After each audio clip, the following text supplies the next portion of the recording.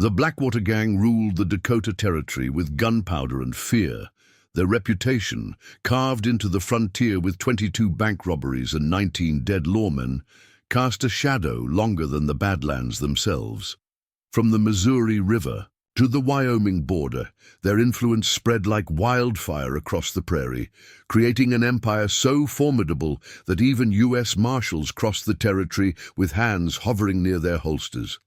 Before we jump back in, tell us where you're tuning in from, and if this story touches you, make sure you're subscribed, because tomorrow I've saved something extra special for you. The Dakota sunset painted the prairie in amber and gold as Eleanor Callahan completed her evening chores, her movements deliberate and economical. To any observer, she appeared to be nothing more than a dedicated rancher's wife tending to her responsibilities before nightfall. Her simple blue dress and practical boots suggested domesticity, her weathered hands evidence of honest work. What the eye couldn't see was how those hands had once drawn a Colt Navy faster than any outlaw in the Texas Panhandle, how those eyes, now softly scanning the horizon, had once tracked the deadliest fugitives across 5 states. How that stance, seemingly relaxed as she carried water to the horses, could shift to deadly precision in the blink of an eye. Eleanor caught the glint of sunlight on metal through the tall prairie grass. The 3rd time this week she'd spotted Blackwater riders scouting the ranch boundaries. Different men, same black bandanas knotted at their throats, the gang's unmistakable signature. They were growing bolder, more certain of their control over Dakota Territory. Inside the ranch house, William Callahan studied the latest edition of the Dakota Territorial News, his weathered face illuminated by the warm glow of the oil lamp. A half-empty cup of coffee sat forgotten at his elbow as he frowned at the headlines. "Blackwater again," he said, as Eleanor entered, not looking up from the newspaper's accounts of another mysterious stagecoach robbery. "4th one this month. Sheriff Patterson claims he's investigating, but everyone knows he won't cross the Missouri looking for them." Eleanor poured herself coffee, her movements calm yet precise. "Same riders as yesterday, plus a new one. Bearded man holds his rifle awkwardly across his saddle. Army deserter, I'd wager, and recently joined." She settled into her chair, studying the steam rising from her cup. "They're establishing patterns, testing our defenses, tracking water delivery schedules, cattle movements, our daily routines." William finally looked up, his eyes meeting hers. 6 years of marriage had taught him to recognize the steel beneath her tranquil exterior, to see the calculations running behind those deep brown eyes. "They're not just watching anymore, are they?" he asked quietly. Eleanor allowed herself a small smile. The same slight curve of lips that had once made wanted men surrender their weapons rather than face what followed. "No," she replied. "They're preparing, building confidence, establishing our vulnerabilities." She took a measured sip of coffee. "They'll make their move soon." "Mitchell's offer still stands," William suggested, though his tone conveyed he already knew her answer. His syndicate would pay double market value for the water rights alone. "It's not about the ranch," Eleanor said, an edge creeping into her normally controlled voice. "Blackwater has bought or intimidated their way into controlling every major water source along the Northern Trail. This is the last independent ranch with reliable year-round access between Fort Pierre and Deadwood." Her gaze drifted to the window, where twilight deepened across the prairie. "They need it for something specific, something worth killing for." Their conversation was interrupted by the distant sound of hoofbeats approaching, not passing by, but turning deliberately onto their long dirt track. Eleanor moved to the window, her stance casual to any observer, but William recognized how her weight shifted forward, how her right hand drifted slightly toward the hidden pocket sewn into her dress. 6 riders, she reported calmly, led by a man on a dappled grey stallion. She recognized him immediately from the wanted posters. Jackson Blackwater himself, former Union cavalry captain turned outlaw, the mastermind who had transformed an even small band of army deserters into the most feared criminal operation in the territory. Suspected in 17 murders, he'd never been caught, never left witnesses. He'd built his reputation on calculated violence and absolute control. "Stay inside," Eleanor told William, her voice carrying the quiet authority that had once commanded respect in courtrooms from Austin to Cheyenne. "Whatever happens, whatever you hear, stay inside." She smoothed her dress, tucked a stray lock of chestnut hair beneath her bonnet, and stepped onto the porch just as the riders reined up in a semicircle before the house, dust billowing around. Their horses' hooves. Blackwater sat tall in his saddle, removing his black hat with exaggerated courtesy. His companions, harder men with notched revolvers and cold eyes, spread out slightly, hands never straying far from their weapons. "Mrs. Callahan," Blackwater called out, his voice carrying the practiced charm of a frontier gentleman. "Beautiful. Evening for a ride, wouldn't you say?" "This is private property, Mr. Blackwater," Eleanor replied, her voice deliberately pitched to suggest nervousness rather than strength. "Ah, but that's precisely what I hope to discuss." Blackwater dismounted with fluid grace, though Eleanor noted how he favored his right leg slightly, an old war wound, according to the intelligence she'd gathered over months of careful observation. "Property," he continued, gesturing expansively, "to encompass the ranch, the water rights, the strategic location. My associates and I have plans for this region, plans that could benefit everyone." His smile widened. "Including you and your husband." Eleanor watched how his men positioned themselves, trying to flank her without being obvious. Amateur moves, telegraphing their intentions to anyone trained to see it, and Eleanor Callahan had once been the most perceptive tracker in the Texas Marshal service. "We're not interested in selling," she said, allowing a tremor to enter her voice. "This ranch has been in my husband's family for 3 generations. "Things change, Mrs. Callahan." Blackwater's charm slipped, revealing something colder beneath. "Progress comes whether we want it or not. Smart folks adapt." He shrugged, letting the threat hang in the prairie air. "Others tend to get left behind, sometimes tragically." Eleanor wrapped her arms around herself, the picture of intimidated vulnerability. "Are you threatening us, Mr. Blackwater?" "Threatening?" He spread his hands in a gesture of innocence. "I'm offering you a way forward. $20,000, well above market value, because I respect what your husband has built here." His voice hardened slightly. "But that offer won't last forever." Eleanor let her eyes drop to the porch boards, seemingly cowed. Inside, she was counting weapons, analyzing stances, noting how Blackwater's men carried themselves. None of them were simple bandits. Their quasi-military bearing, the way they maintained formation, even while trying to appear casual, this wasn't just a gang of outlaws. This was organized, disciplined, purposeful. "I'll need to discuss this with my husband," she said softly. Blackwater's smile returned as he reached into his vest, causing one of his men to tense nervously. "Interesting," Eleanor noted. The youngest one wasn't used to real violence, just intimidation. Blackwater produced a calling card, holding it out formally. Eleanor stepped forward to take it, letting them see her slight tremble. "When will you need our answer?" 3 days, Blackwater said as he mounted his grey stallion. "Then we'll require a decision. For everyone's sake, I hope it's favorable." Riders thundered away in a cloud of prairie dust, leaving Eleanor alone on the porch. She waited until they disappeared over the ridge before her demeanor changed completely.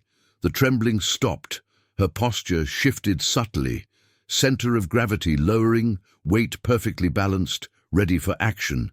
This was the stance that had made her a legend in a dozen frontier towns, the posture of a woman who had tracked and captured 17 of the territory's most wanted fugitives. William emerged from the house, his face tight with concern. "Eleanor, it's starting," she said softly, still watching the horizon where dust lingered in the evening air. "They're getting ready to move on something big, something worth threatening and killing for." She turned to her husband, letting him see the determination in her eyes, the fire that 6 years of peaceful ranch life hadn't extinguished. They just invited a marshal into their operation. The town of Liberty Crossing hadn't changed much in the 6 years since Eleanor Callahan had chosen it as her refuge. The single dusty main street still featured the same family businesses, though now most displayed iron window bars and paid protection money to the Blackwater gang, silent testimony to how far the territory had fallen under their shadow. Eleanor guided their wagon past the saloon, noting 3 Blackwater horses clustered near the hitching post. Inside, she could hear raised voices and breaking glass. She continued to Grimshaw's general store, where she'd been a regular customer since settling in the territory. Through the window, she could see Martha Grimshaw standing behind the counter, her face pale but resolute. 2 Blackwater men flanked her, while a third, Silas Rattlesnake Reynolds, Blackwater's chief enforcer, leaned menacingly across the counter. His distinctive snakeskin hatband and the rattles decorating his gun belt made him instantly recognizable. Protection. "Payments are going up," Reynolds growled, his voice carrying clearly through the open door. "Town's changing. It would be a shame if something happened to this nice establishment." Eleanor selected items from the shelves, moving quietly through the store, her presence noted but not yet acknowledged. The nearest gang member's hand twitched slightly toward his holster. Ex-military, that telltale gesture further confirmation of her suspicions about Blackwater's operation. Preparing and narrating this story took us a lot of time, so if you are enjoying it, subscribe to our channel. It means a lot to us. Now back to the story. "I've already paid this month," Martha answered, her voice surprisingly steady. Sheriff Patterson said. "Sheriff ain't running things anymore," Reynolds interrupted, sweeping a display of canned goods onto the floor with a crash. "We are. $500 a month, starting today." Eleanor rounded the aisle, her basket filled with ordinary ranch supplies. She kept her movements deliberate, unthreatening, just another ranch wife doing her shopping. "Oh my," she said mildly, stepping around the scattered cans. "What a mess. Martha, do you have a broom? I'd be happy to help clean up." The Blackwater men turned, irritation crossing their weather-beaten faces. Reynolds started to speak, but Eleanor was already moving past them to the counter, pulling out her coin purse. "Add these to my monthly account," she said cheerfully to Martha. "And I'll need a case of that new coffee you got in, the one from St. Louis. William says it's marvelous." Martha blinked in confusion, then caught on. "Of course, Eleanor, I'll get that from the back room." "Take your time." Eleanor smiled at the Blackwater men. "I'm sure these gentlemen were just leaving, weren't they, boys?" Reynolds stepped closer, using his bulk to intimidate. "This ain't your business, lady." "No?" Eleanor's smile remained pleasant, but something shifted in her eyes. Later, Reynolds would try to explain to Blackwater what he'd seen there. Something cold, something that triggered instincts he'd learned to heed in the war. "My husband's family helped build this town," Eleanor continued. "Martha's grandfather gave him his first job, so maybe it is my business." She turned back to her shopping list, dismissing them. The insult was deliberate, calculated. Reynolds' face reddened, his hand twitching toward his revolver. "You should be careful, Mrs. Callahan," he growled. "Accidents happen." "Yes, they do," Eleanor replied without looking up from her list. "Like 2 weeks ago, when your man Davis had that nasty fall near Crow Creek Canyon, the one that wasn't reported." She met his eyes directly now. "Funny thing about accidents. You never know who might have seen something." The Blackwater men exchanged uneasy glances. That accident hadn't been reported because it happened during a midnight weapons transfer. No one was supposed to know about it "We'll finish this later," Reynolds told Martha, trying to salvage some authority, but his voice had lost its edge. After they left, Martha sagged against the counter in relief. "Thank you, Eleanor, but you shouldn't have. They're dangerous men." "Yes, they are," Eleanor said, beginning to clean up the scattered cans. "And they're getting more organized. That's what worries me." Martha retrieved a broom. "Sheriff Patterson says they're just passing through. Part of some big land deal." "Is that what he says?" Eleanor's voice was carefully neutral. "Interesting, because that's not what his deputy told Emma Wilson when they pressured her into selling her late husband's claim last month. She worked." In silence for a moment, letting Martha process the implications. "They're buying up all the water rights along the Northern Trail," Martha said slowly. "Or forcing people to sell. But why? It's just ranch country." "Maybe," Eleanor responded, "but it's also the most direct route between the Black Hills and the Missouri River. Lots of empty territory, no telegraph lines for 20-mile stretches. Perfect for moving things that need to stay hidden." Martha's eyes widened as understanding dawned. "You think they're—" "I think," Eleanor interrupted gently, "that you should visit your sister in Bismarck, just for a week or two. I can't just close the store." Eleanor's voice was soft, but carried absolute authority. "Please, Martha, things are about to change in Liberty Crossing. When they do, it's better if certain people aren't around to see it." Outside, Eleanor loaded her supplies into the wagon, her hand brushing against the false bottom she'd installed, the one concealing the custom Colt Frontier she hadn't touched in 6 years, the same gun that had made her famous in the Texas Panhandle, the one that had brought down the notorious Clayton brothers in the legendary Sweetwater shootout. A rider approached from the direction of the ranch, William, looking worried. "Sheriff Patterson stopped by after you left," he said quietly, "asking questions about our water rights, about our plans for the ranch." Eleanor nodded slightly, the pieces moving exactly as she'd predicted. Blackwater was getting nervous, pushing harder, which meant they were working against a deadline. Something big was coming. She guided the wagon to the outskirts of town, pulling onto a rise overlooking the Northern Trail. From here, she could see the long stretch of territory Blackwater had been systematically acquiring, piece by piece.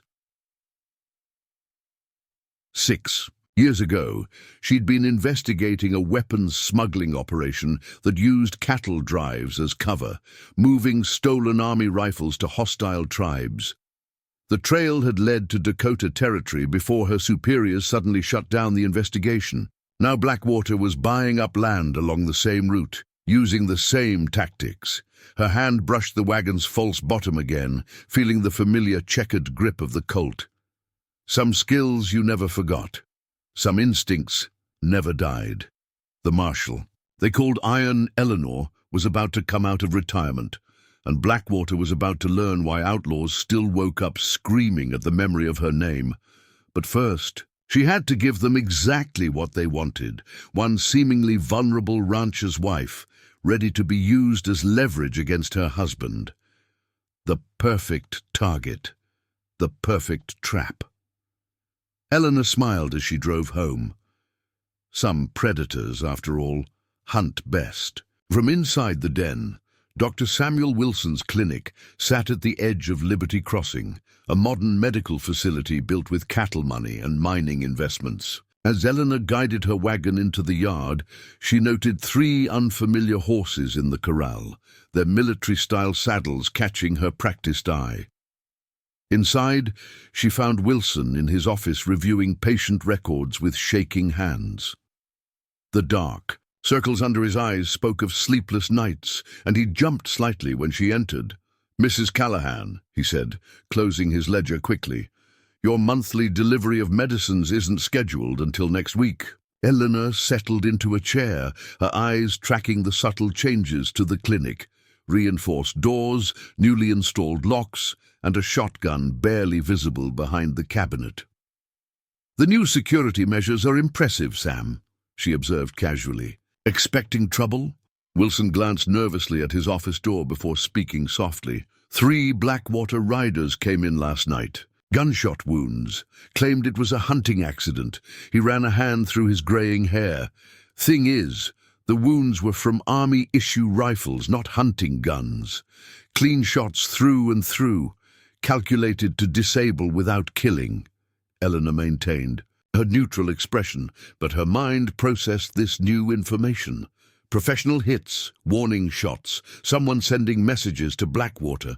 Hunting accident, she repeated. That's what Sheriff Patterson's report says? His report, yes, Wilson confirmed bitterly. But I was a field surgeon during the war. I know precision shooting when I see it. He leaned forward. And now, Blackwater's, demanding I hand over my patient records, all of them. Before Eleanor could respond, boots thundered down the hallway. Reynolds burst in with 2 more gang members, the same ones from Grimshaw's store. The larger one pointed threateningly at Wilson. "Those records you were looking at," he demanded. "Hand them over now." Eleanor remained seated, seemingly forgotten in the corner. She watched Wilson stand, noting how his hand moved toward his desk drawer. Ex-army surgeon, he'd have a weapon within reach. "Patient records are confidential," Wilson said firmly. "You know that, Reynolds." The second enforcer drew his revolver, another amateur move, threatening instead of acting. Eleanor catalogued his weaknesses automatically. Weight too far forward, grip too tight, eyes focused only on Wilson instead of scanning the room. "Confidential doesn't apply anymore, Doc," Reynolds growled. "Boss wants those records, and what? The boss wants, and what exactly does your boss want with private medical records?" Eleanor's voice cut through the tension. She hadn't moved from her chair, but something in her tone made all 3 gang members turn. "Stay out of this, Mrs. Callahan," the armed one warned. "This ain't your business." "Actually," Eleanor smiled slightly, "tell me something. Did Blackwater send you all of Dr. Wilson's records, or just the ones about last night's hunting accident?"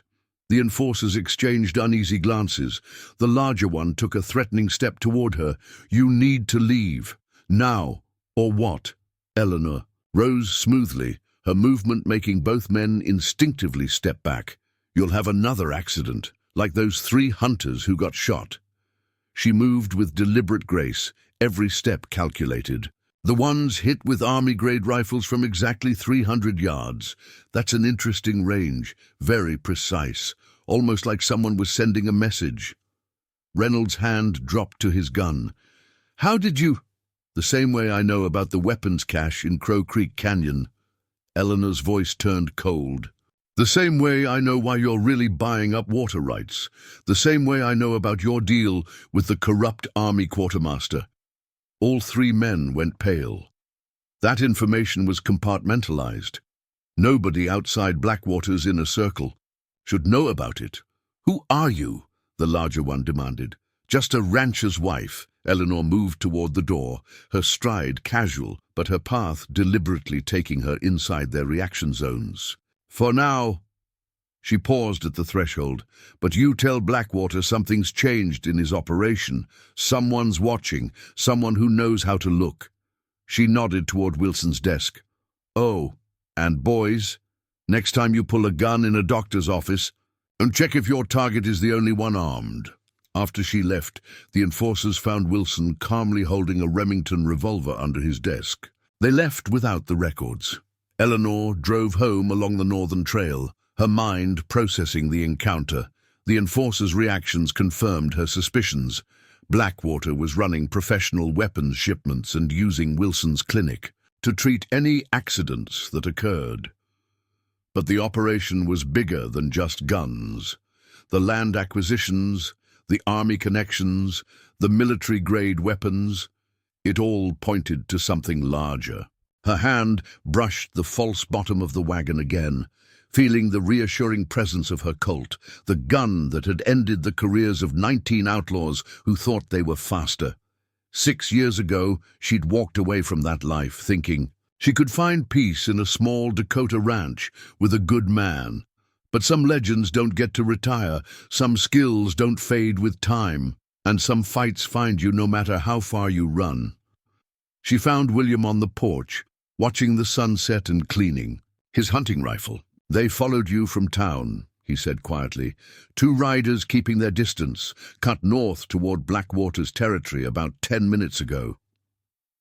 They're getting bolder, Eleanor replied, studying the horizon where dust trails still marked the watchers' positions. That case you were working on, William spoke carefully, the one that got shut down, the weapons smuggling operation. It got buried because you got too close to someone powerful, didn't it?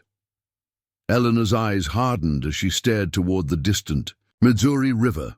Someone who didn't want their connection to selling guns to hostile tribes exposed. She pulled out a telegram she'd received that morning, showing it to William. The message was brief. Old patterns, emerging Dakota territory, matches Texas case. Watch your back. Mitchell. William recognized the initial. Your old partner, from the Marshals. Eleanor nodded. The pieces are falling into place. By this time tomorrow, Blackwater will make his move.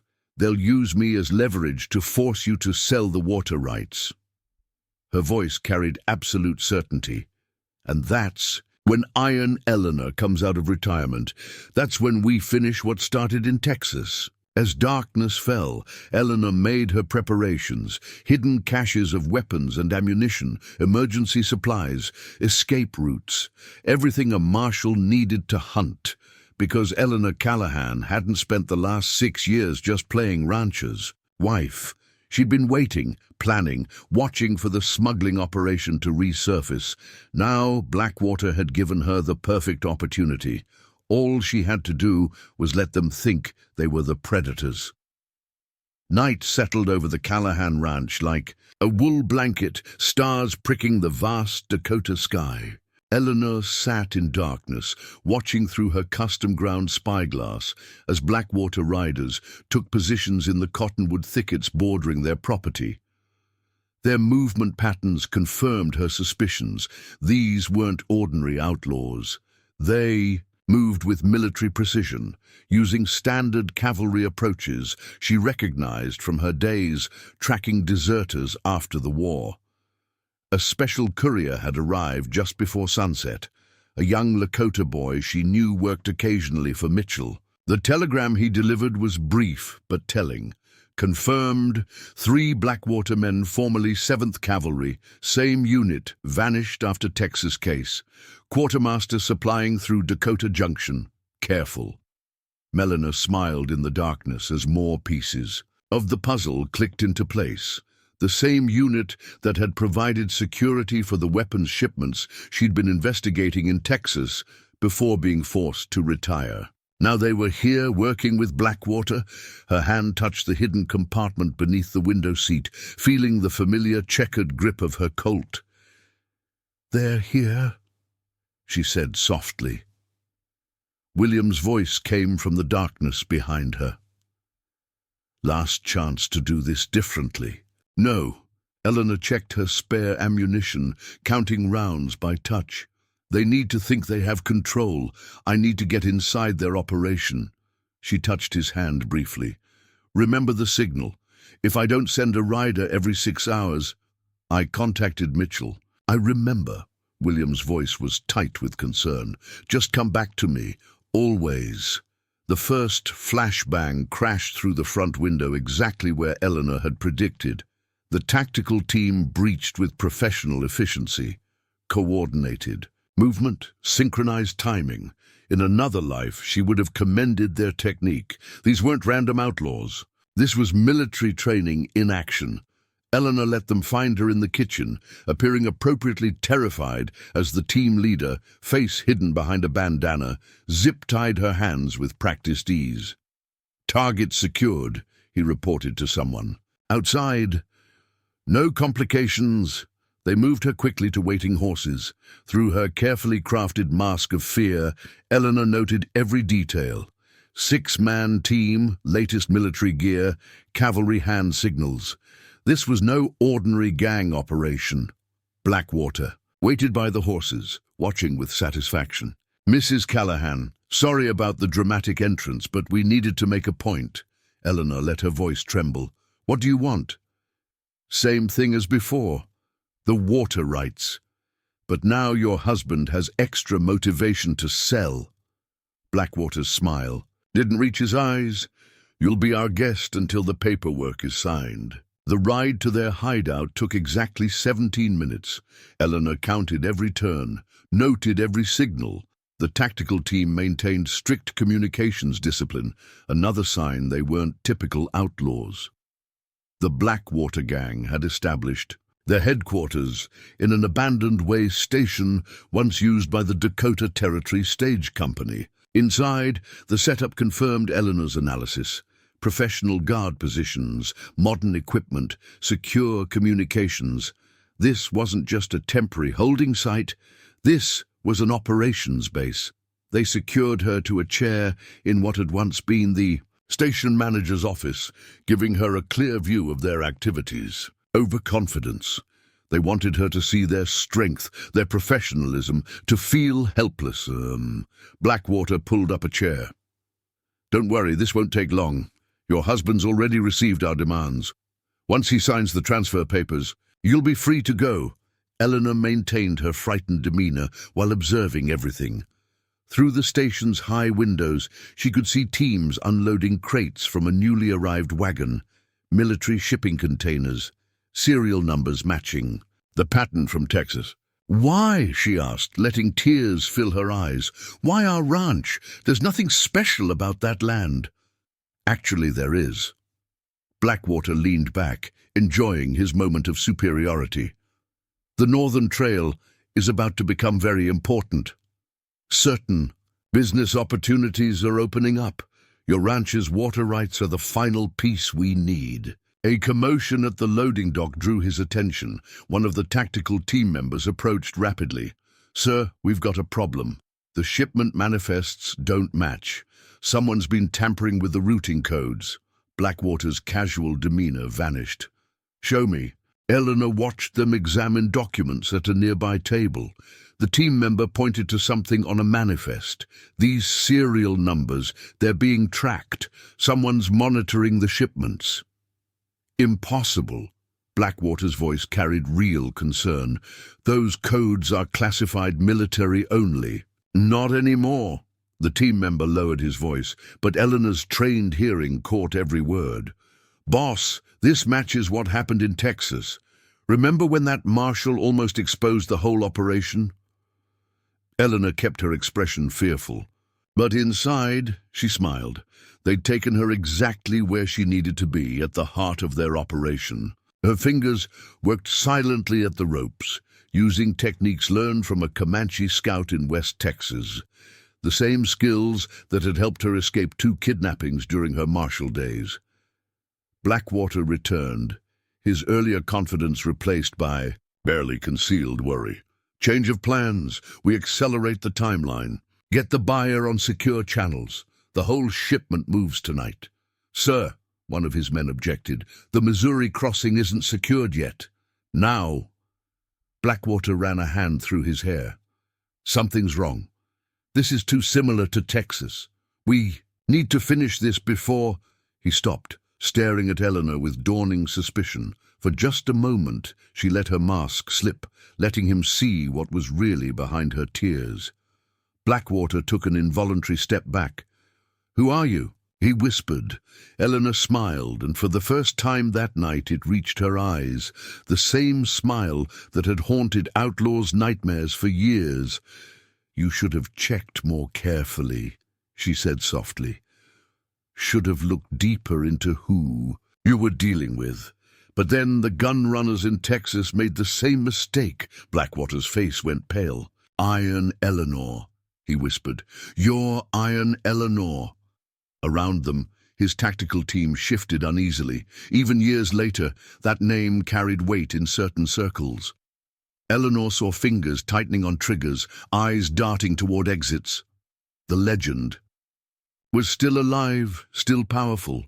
"Consider this a friendly warning," Eleanor continued, her voice carrying the quiet authority that had once made desperados surrender rather than face her draw. "Release me now, leave Dakota Territory, and this ends here. Continue with tonight's shipment. She shrugged against her loosening bonds. Well, you know what happened in Texas. Blackwater's response was predictable, born of desperation and fear. Secure her, double the guard. No one goes in or out without my direct approval. He leaned close to Eleanor, trying to mask his uncertainty with bravado. Legend or not, you're not stopping this shipment. Too much money involved. Too many powerful people. I know, Eleanor replied calmly. That's exactly what I'm counting on.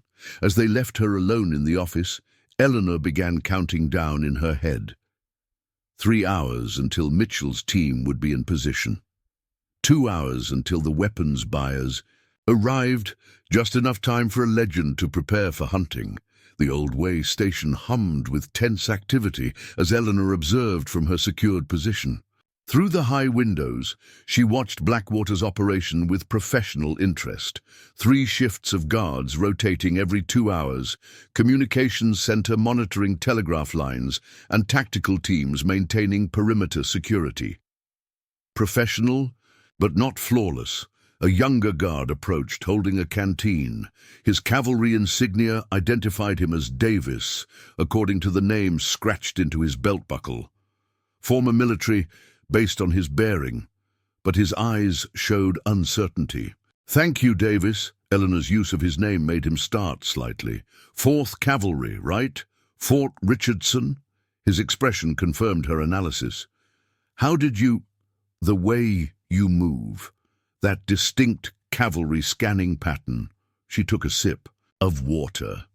Tell me, what did they tell you about tonight's shipment? I'm not supposed to talk to you. But he lingered, curious despite himself. Of course not. Iron Eleanor is dangerous, even tied to a chair. Eleanor's voice carried just enough edge to make him nervous. But you're already having doubts, aren't you? Wondering why a simple land grab needs military-grade tactical teams. Why do those? Crates have artillery stamps? Davis glanced involuntarily at the loading area, where teams were preparing the shipment. Eleanor noted the reaction. Artillery stamps, another piece of the puzzle. Those weren't just rifles they were moving. Those aren't just weapon shipments, she continued softly. You figured that out, haven't you? Regular guns don't need specialized handling protocols, don't need military security teams. Shut up. But his voice lacked conviction. Did Blackwater tell you about Texas? About what happened to the last team that helped move cargo like this? A door slammed open as Blackwater entered, his face tight with controlled anger. Stop talking to the prisoner! He dismissed Davis with a gesture, then turned to Eleanor, trying to appear confident. Turning my men already? You haven't lost your touch. Just making conversation, Eleanor smiled pleasantly. Reminiscing about old times. Remember Lieutenant Harris from Texas, the one who helped us expose the operation? He got full immunity. Blackwater's facade cracked slightly. You're not getting out of this. Even if you are Iron Eleanor, you're alone. No backup, no Marshal support. Am I? Eleanor shifted slightly, making him tense. Are you sure about that? Before he could respond, one of his communications specialists burst in. Boss, we've got movement! Multiple riders approaching from the north. Buyers are early? Not the buyers. The specialist's voice carried real concern. Different approach patterns. Professional. They're maintaining radio silence. Eleanor watched Blackwater's expression shift. Expecting someone else? She asked innocently. His hand trembled slightly as he read a new telegraph message. How? This is impossible. Those are classified cavalry frequencies. Are they? Eleanor kept her voice casual. You should ask your weapons buyers about their operational security, particularly their communications protocols. Sloppy work using the same frequencies as Texas. Blackwater grabbed her chair, leaning close. What did you do? Me? I'm just a hostage. But her smile suggested otherwise. Although you might want to check your horses for tracking marks, standard procedure during a kidnapping, plant trackers during the initial encounter. Your tactical team was so focused on looking professional, they forgot basic counter-surveillance. A new commotion erupted outside. One of the tactical team leaders rushed in. "Sir, we've got a problem. Telegraph just lit up. Multiple Marshal units coordinating with Army patrols. They're establishing blockades on all approaches to the Missouri River crossing." "Shut it down," Blackwater ordered, his composure cracking. "Scrub everything. Tell the buyers—" "Too late," Eleanor's voice cut through his growing panic. "Those blockades aren't random. They're boxing you in, using your own tactical approach. Against you. Standard Marshal protocol. Trap them in their own fortress." Blackwater's telegraph operator brought another message. The paper made him curse. "The buyers are backing out. Say there's too much heat." "Of course they are." Eleanor settled more comfortably in her chair. "Professional weapons buyers don't like complications. One hint of Marshal attention, and they disappear, taking their money with them." Through the windows she could see the operation unraveling, guards abandoning positions, tactical teams arguing about evacuation protocols, the professional facade cracking under pressure. "You planned this," Blackwater accused. "The kidnapping, the tracking marks, the buyers getting spooked. You wanted to be caught." "Partly true," Eleanor met his gaze calmly. "I needed to confirm the connection to Texas. Needed to identify the real players, Blackwater, the ones above you, the ones who shut down my investigation 6 years ago." A new voice crackled through their telegraph. Mitchell's distinctive style. "Attention, Blackwater gang. This is a Marshal operation. We have you surrounded, all exits covered. Surrender now." Eleanor watched the last of Blackwater's confidence crumble. "You know what happens next, don't you? Your buyers are gone, your tactical teams are ready to run, and everyone up the chain is already destroying evidence, erasing connections." "You're bluffing," Blackwater snarled. "This is just you and Mitchell trying to—" Another specialist rushed in. "Boss, we've got cavalry scouts, military-grade operations. Someone's painting the station with targeting data." Eleanor smiled. "Still think I'm bluffing? Your buyers weren't just afraid of Marshal attention. They were afraid of me. Afraid of what Iron Eleanor might have uncovered about their operation, about their connections to Texas." Around them, the station erupted in chaos as Blackwater members realized the trap they were in. Some wanted to fight. Others were already looking for escape routes. The professional tactical team stood apart, communicating urgently on their secure channels. "One last chance, Blackwater." Eleanor's voice carried absolute certainty. "Surrender now. Tell us everything about the buyers, about the artillery shipments, about Texas, or—" she shrugged. "Well, you remember what happened to the last organization that underestimated Iron Eleanor." Blackwater stared at her for a long moment, weighing options that were rapidly disappearing. Outside, Marshal horses could be seen taking position. The net was closing. The legend was hunting again, and this time she had them exactly where she wanted them. The way station had become a pressure cooker, and Blackwater was about to learn why some legends never truly retire. The way station erupted in chaos as Eleanor watched Blackwater's organization fracture under pressure. The professional tactical teams had separated themselves from the regular Blackwater members, their military training obvious as they established defensive positions. Davis, the young cavalry deserter, approached Blackwater nervously.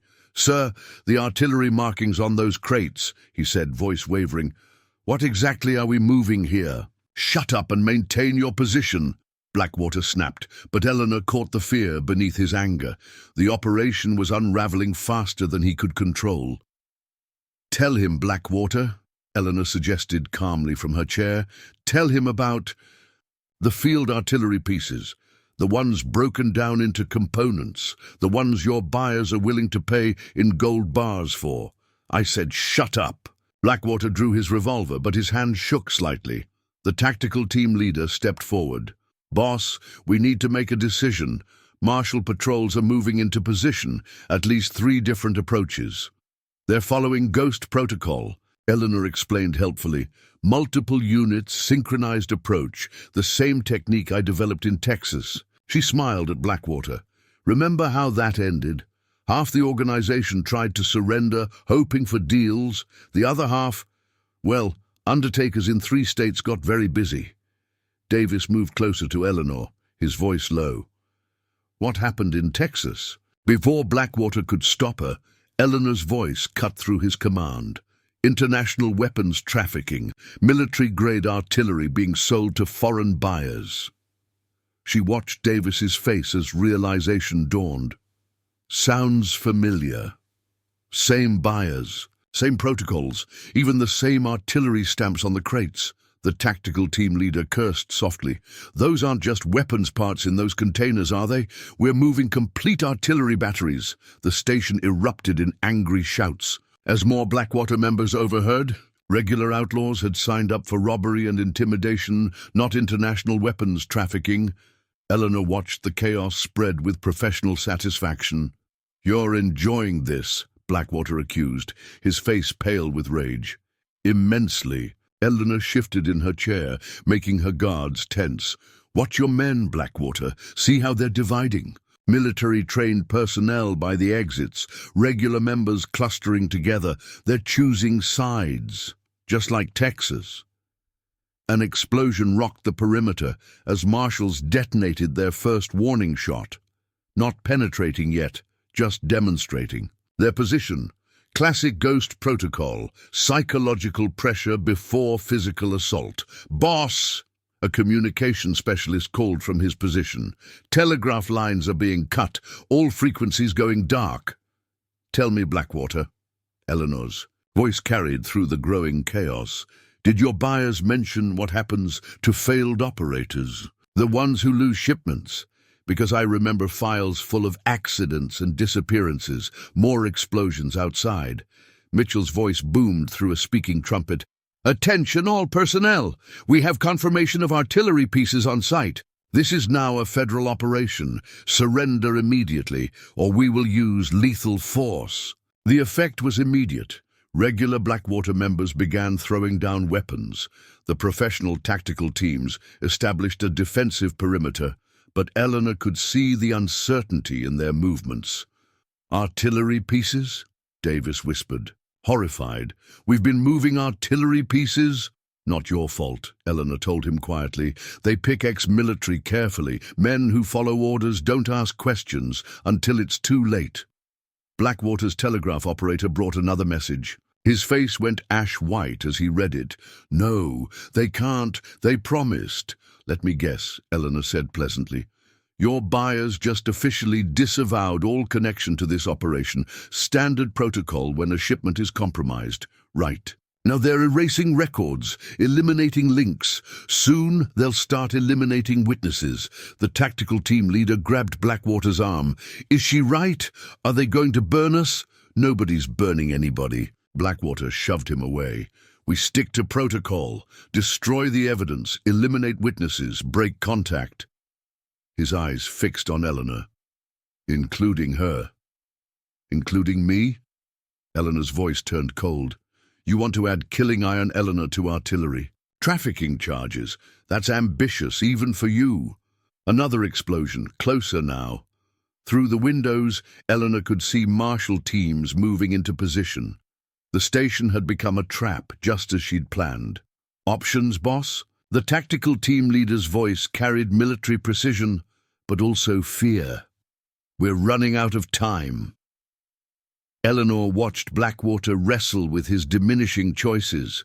Outside, more Blackwater members were surrendering.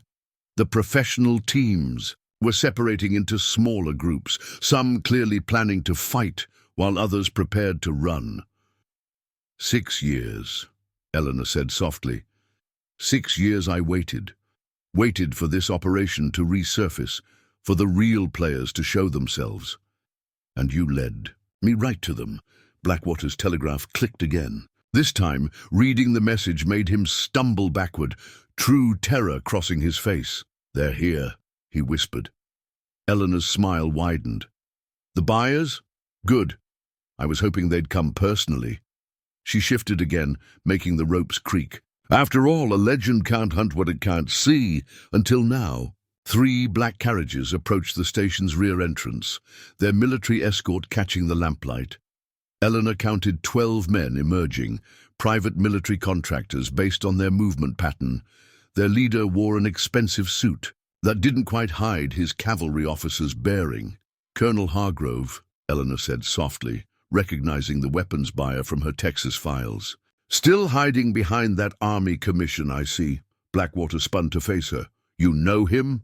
Of course, he was the one who ordered the Texas operation shut down, called in favors, had my investigation buried. Eleanor's smile turned predatory. Been waiting a long time to meet him properly. Hargrove entered with the confident stride of someone used to commanding every room. His security team spread out efficiently, assuming control of key positions from Blackwater members. Mr. Blackwater, Hargrove's cultured voice carried clear authority. You assured me this facility was secure. It is, Blackwater started, but Hargrove cut him off. Really? Then explain the Marshal teams outside. Explain how our secure frequencies were compromised. His eyes found Eleanor. Explain why you're holding Iron Eleanor in your station. The name hit the room like a thunderbolt. Eleanor saw fingers tightening on triggers, eyes darting toward exits. The legend was still powerful, and now it was hunting again. Colonel Hargrove's arrival transformed the tension in the Old Way station. Where before there had been chaos, now there was military discipline as his personal guard took control of key positions. Eleanor watched them with professional interest, noting their practiced efficiency. These weren't mere hired guns. These were experienced military men who'd chosen to follow Hargrove into darker ventures. Iron Eleanor. Hargrove approached her chair with measured steps. I must admit, I hoped never to hear that name again. You caused quite a stir in Texas. 3 dead officers, 12 arrested, an entire weapons operation exposed. He studied her with cold calculation. All because one marshal couldn't leave well enough alone.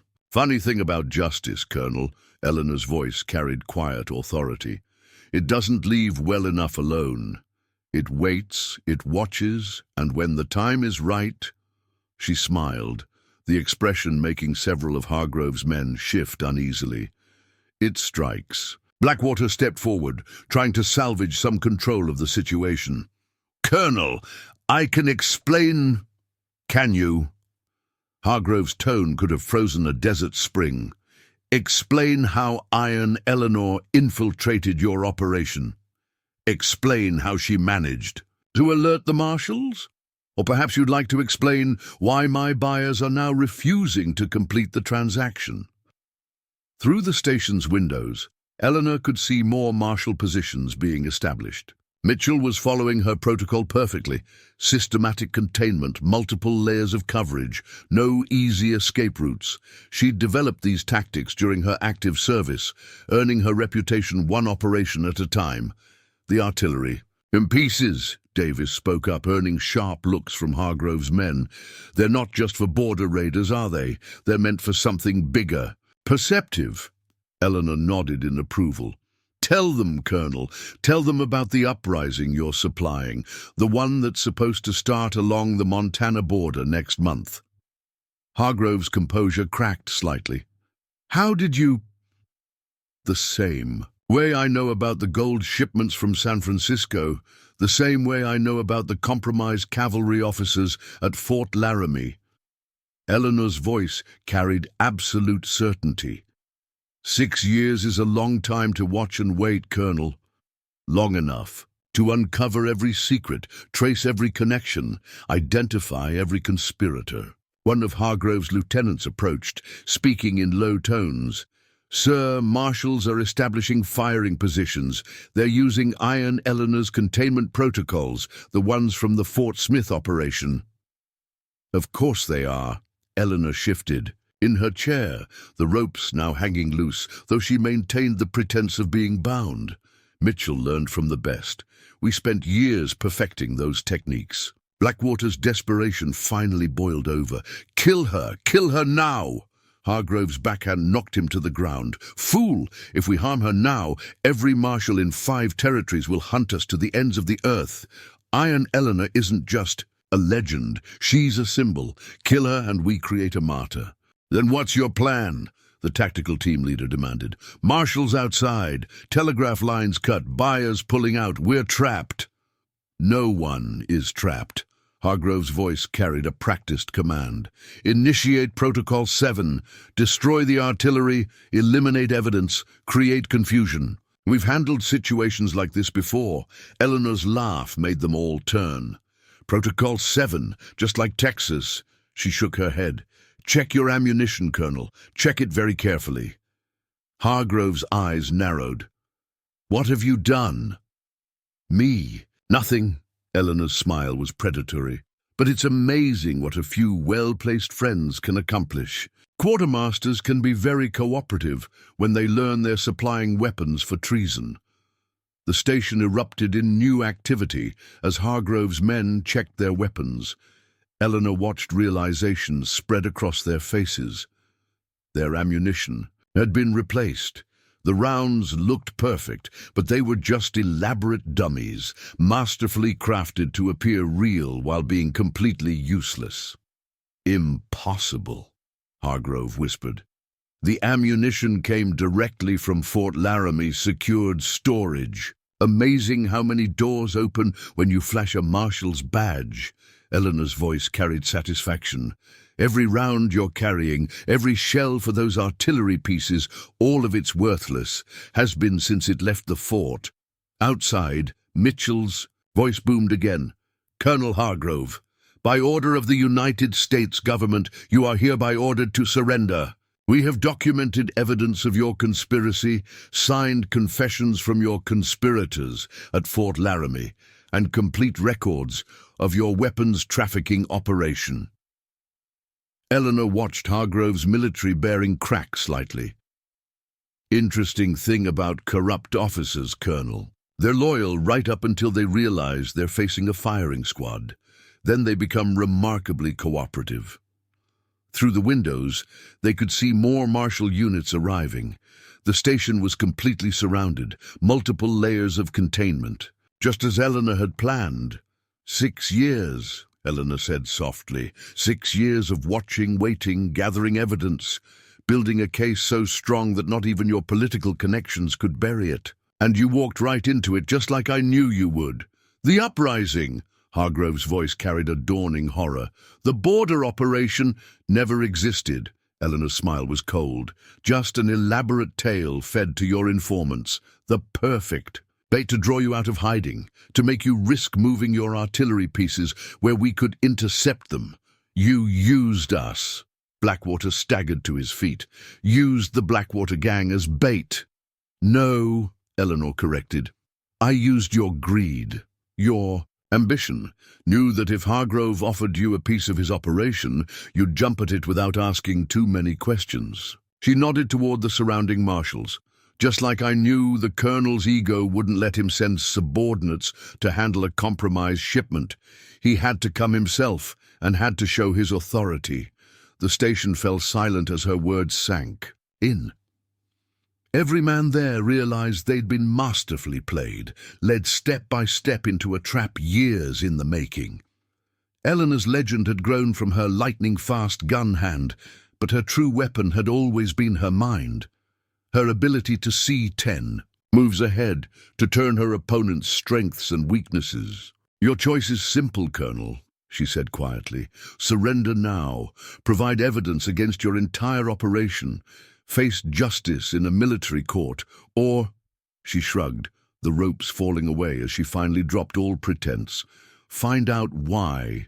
They still whisper stories about Iron Eleanor around cavalry campfires. Hargrove stared at her for a long moment, weighing options that were rapidly disappearing.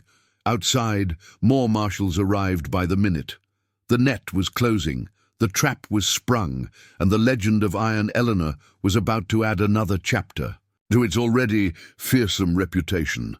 Hargrove's response came with military precision, a testament to his years of command experience. "Secure all exits," he ordered, his voice carrying calm authority even as the situation deteriorated. "Establish defensive positions. Prepare for Protocol 8. Eleanor watched his men move with practiced efficiency, but she saw what Hargrove missed: the subtle signs of uncertainty, the quick glances between soldiers who recognized a losing position. These were professional military men, trained to assess tactical situations objectively. They knew they were trapped.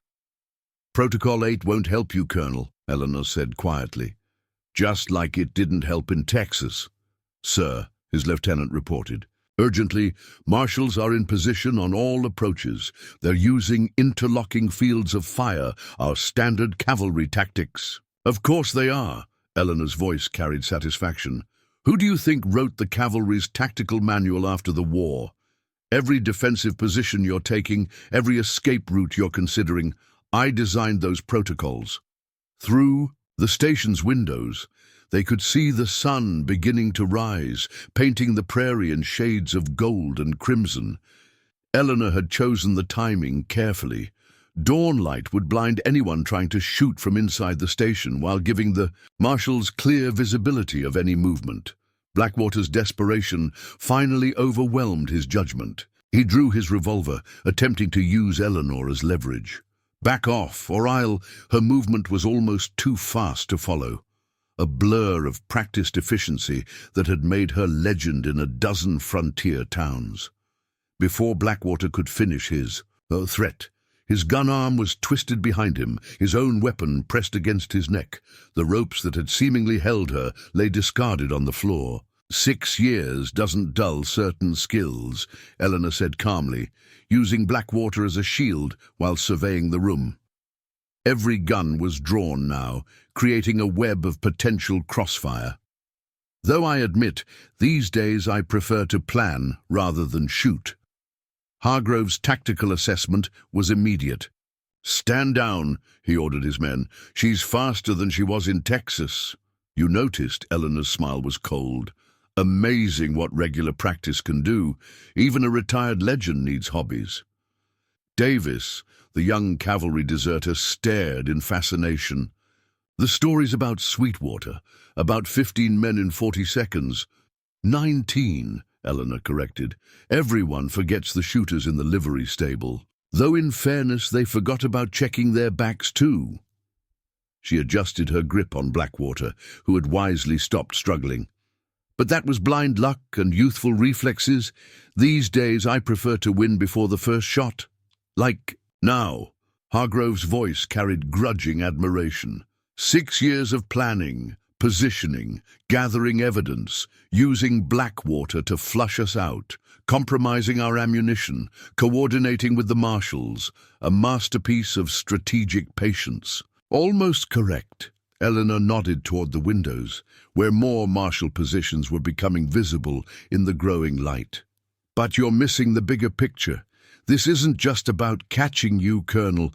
It's about exposing everything. The weapons trafficking, the corrupted officers, the political connections that helped bury the Texas investigation."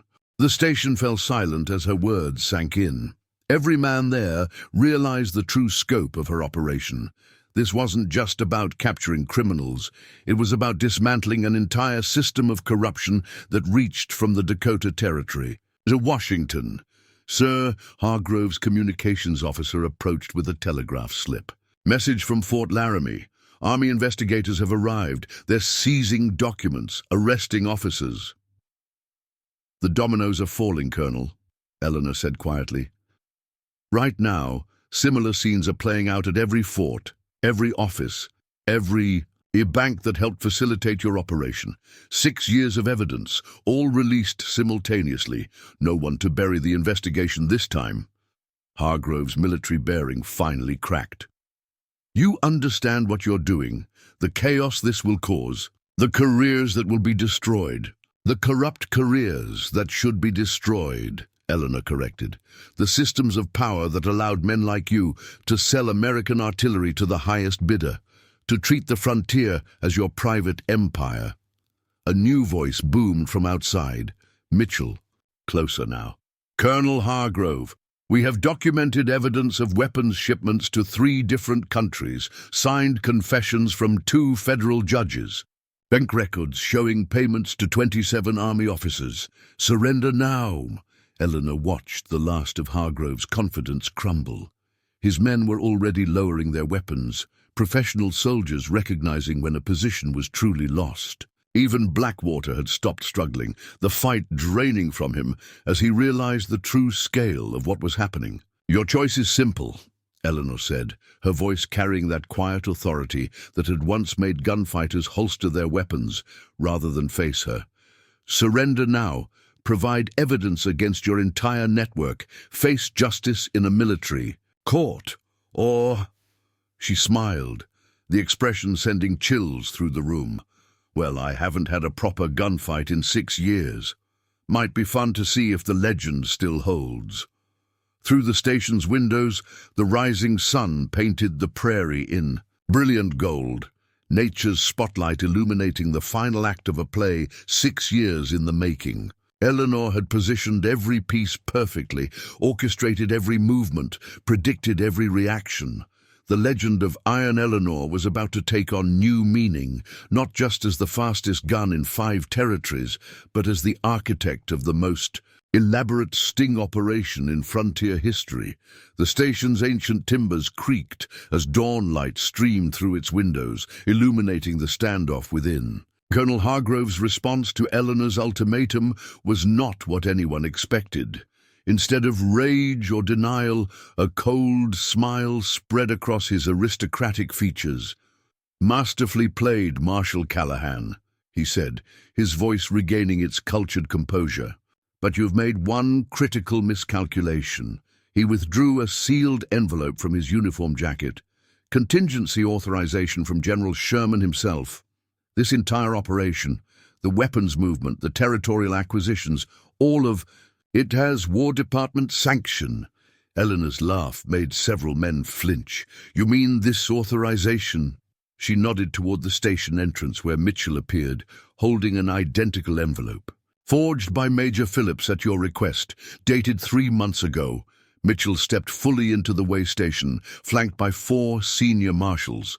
His weathered face, creased by years tracking the worst the frontier had to offer, broke into a grim smile at the sight of Eleanor holding Blackwater at gunpoint. "Always did have a flair for the dramatic, Elle," he drawled. "Learned from the best, James." She kept her eyes and weapon trained on Hargrove. The colonel was just explaining how General Sherman authorized selling American artillery to border raiders. Hargrove's composure wavered. "How did you—" "The same way I found the real documents." Eleanor's voice carried quiet satisfaction. "The ones showing that your operation has been running since '73, that you've been diverting military supplies, falsifying inventories, eliminating witnesses, including 3 Army inspectors who got too close." Through the station windows, they could see the full scope of the Marshal operation. Not just enforcement officers, but Army intelligence units, their uniforms marking them as the specialized division that investigated corruption within the military itself. "Sir," Hargrove's communications officer approached with another telegraph, his hands trembling. "Message from Washington. General Phillips has been arrested. He's talking, naming names." Eleanor watched the impact of these words ripple through the room. Professional soldiers recognized the implications immediately. Their protection from the highest levels was crumbling. 6 years, Eleanor said softly. 6 years of following money trails, documenting connections, building an evidence chain that reached all the way to Washington. She shifted her aim slightly toward Hargrove's heart. "Did you really think I was just watching your weapons shipments, Colonel? I was hunting bigger prey." Blackwater struggled briefly in her grip. "This is insane. You're talking about conspiracy at the highest levels of government. Men who profited from the war," Eleanor's voice was iron, "who've been selling weapons to both sides of every border conflict since. Yes, That's exactly what I'm talking about. Her smile was cold. Why do you think they were so desperate to bury Texas? It wasn't just about a few illegal weapon shipments. It was about hiding an operation that reached into the War Department itself. Hargrove's military bearing finally broke. You have no idea what you're unleashing. The chaos when these connections become public is exactly what's needed. Eleanor cut him off. The corruption has to be burned out, Colonel. All of it. The weapons trafficking, the bought officials, the murdered witnesses. Cancer can't be cured by hiding its symptoms. Outside, Mitchell's voice carried clear authority. Colonel Hargrove, Army Intelligence has seized Phillips's private records. We have documented evidence of weapons shipments to former Confederate officers, gold payments to federal judges, and orders for the elimination of witnesses. Eleanor watched Hargrove process this information, noting how his hand strayed closer to his holster. Your choice is getting simpler by the minute, Colonel. Surrender now. Provide evidence against the entire network. Face military justice. Or, she adjusted her grip on Blackwater, find out if the legends about Sweetwater were exaggerated. As federal officers led Hargrove and Blackwater away in chains, Eleanor stepped into the fresh morning air, breathing deeply. 6 years of patience, planning, and purposeful isolation had culminated in this moment. Mitchell approached, handing her a telegram. Word from Fort Laramie, he said quietly. They're reopening the investigation into Captain Nathaniel's death. Every officer who helped cover it up is being arrested. Your brother's name will be cleared. Eleanor studied the horizon where the Dakota prairies stretched endlessly, her expression unreadable. And the weapons? 17 crates of disassembled field artillery, Mitchell confirmed, plus documentation linking shipments to 3 different buyers. The Army's scrambling to recover everything diverted over the past 5 years. The connection to Washington, Mitchell's face darkened, goes higher than we thought. 2 senators, a federal judge, 3 War Department officials. This is bigger than Texas, much bigger. Before Eleanor could respond, a rider approached. At full gallop, William Callahan, his face tight with urgency. Eleanor, he called as he dismounted. There's trouble at Liberty Crossing. Sheriff Patterson's deputized Blackwater riders. They're holding the town hostage, saying they'll burn it to the ground if we don't release Hargrove and surrender you. Eleanor and Mitchell exchanged glances. The tactical implications were immediate. Blackwater's remaining forces were making a desperate play, unaware their ammunition had been compromised. They don't know, Mitchell said. No, Eleanor agreed. They don't. William looked between them, understanding dawning. The sabotaged ammunition. If they try to fight, they'd be firing empty chambers and dummy rounds, Eleanor finished. But the townspeople don't know that. The fear is real to them. Her decision was immediate. James, secure the prisoners. William, ride ahead and quietly spread word to any townspeople you trust.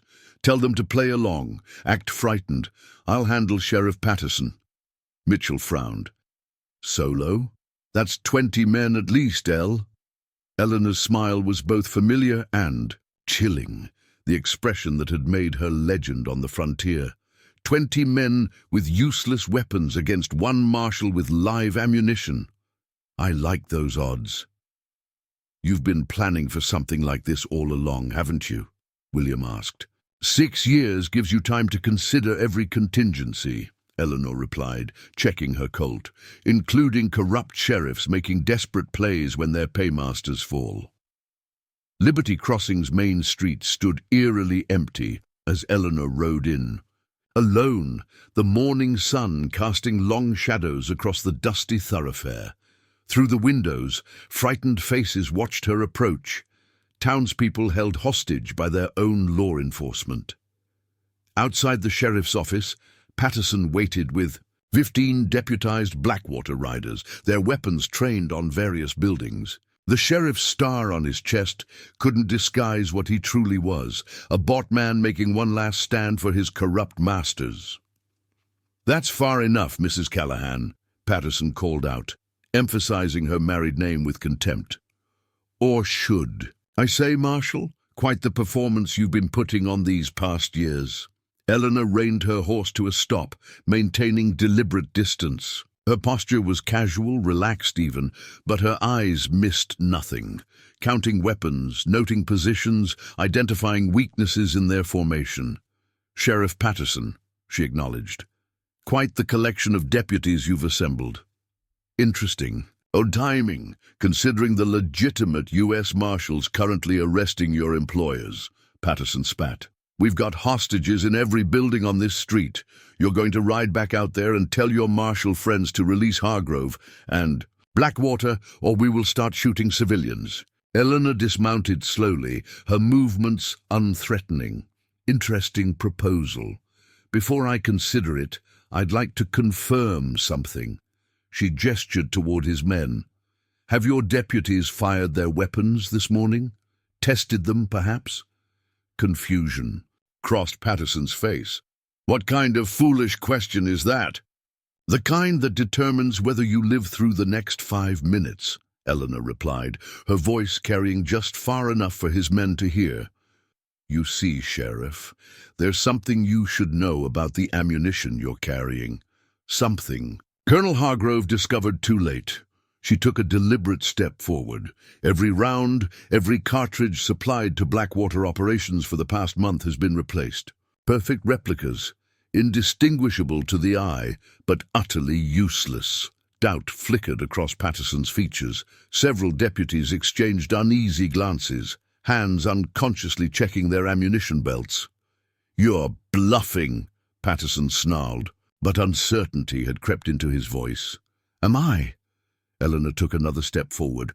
"Ask yourself, Patterson, why would I ride in alone against 15 armed men unless I knew something you don't? Why would Colonel Hargrove surrender without firing a shot? Why are Army intelligence units currently seizing every ammunition cache between here and Fort Laramie?" She gestured toward his revolver. "Test it, if you don't believe me. Fire a warning.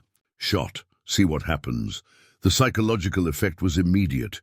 Several deputies raised their weapons, pointing skyward, fingers tightening on triggers. "Don't!" Patterson barked, but too late. 3 triggers pulled, 3 hammers fell, 3 hollow clicks echoed down the silent street. Pandemonium erupted among the deputies. Some frantically checked their ammunition, others began backing toward their horses. The facade of control shattered in an instant. "That's enough!" Eleanor's voice cracked like a whip, freezing everyone in place. In one fluid motion, she drew her Colt. "Drop your weapons, all of you. You're holding empty guns against the only working firearm on this street." Patterson, desperation replacing calculation, drew his own revolver. "You can't get all of us." "I don't need to get all of you," Eleanor replied calmly. "Just you, Patterson. The rest will run once they see how fast you fall." Her stance shifted subtly, weight balanced perfectly, right hand steady as stone.